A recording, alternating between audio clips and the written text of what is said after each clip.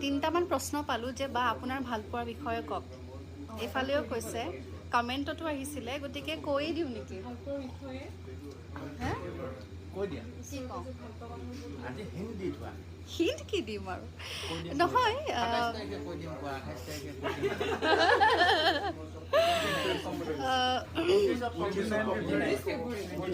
29 ফেব্ৰুৱাৰীত ক'ম। ঠিক আছে, মই ভাবিম বাৰু ক'ম নে নক'ম, কিন্তু ক'ম বুলি এটা মই ভাবিছোঁ যে ক'বও পাৰোঁ, কিন্তু 29 ফেব্ৰুৱাৰীত। যি কি নহওক, ভালপোৱাৰ কথা এইটোৱে ক'ম যে মোৰ জীৱনতো বিশেষ ব্যক্তি আছে, নথকা নহয়।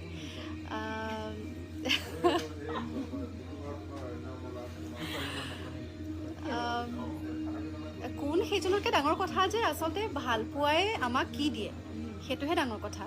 মই ক'ব বিচাৰিম যে মোক ভালপোৱাই মোক কি দিছে, মোক মোৰ দৈনন্দিন জীৱনত মোক কি শক্তি প্ৰদান কৰিছে।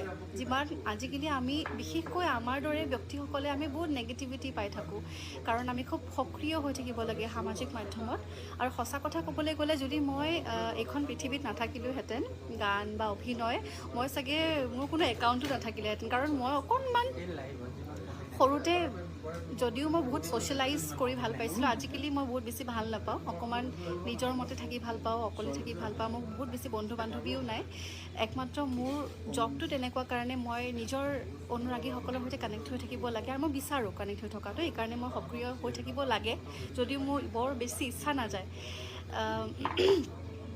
এই গোটেই প্ৰক্ৰিয়াটোত, গোটেই ব্যৱস্থাটোত মোক আচলতে মোক ভাল পোৱাই বহুত বেছি অনুপ্ৰেৰণা যোগায়। আৰু কেতিয়াবা বহুত মন বেয়া লাগে, কাৰণ সঁচা কথা কৈছোঁ যে কেতিয়াবা আমি বহুত বেয়া বেয়া কমেণ্ট পঢ়িবলগীয়া পৰে।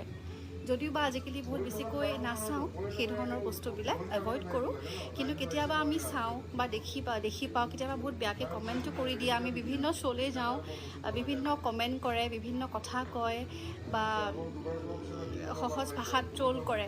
গতিকে সেইবোৰ চিটুৱেশ্যন পাৰ কৰিবলৈ আচলতে ভালপোৱাই যথেষ্ট শক্তি দিয়ে মোক, আৰু মোক মই হৈ থাকিবলৈ দিয়ে। মই ভাবোঁ যে আপুনি যাক ভাল পায় বা যোনে আপোনাক ভাল পায়, আপুনি যেনেকুৱা হয় তেনেকুৱাই ভাল পাব। আপুনি বেলেগ এজন ব্যক্তি হৈ যাব নালাগে সেইটো কাৰণে। গতিকে মই যেনেকুৱা মোক তেনেকেই থাকিবলৈ দিয়ে।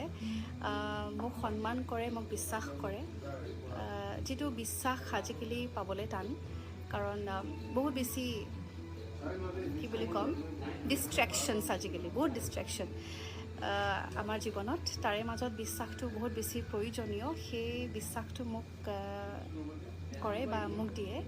গতিকে ভালপোৱাই মোক বহুত বেছি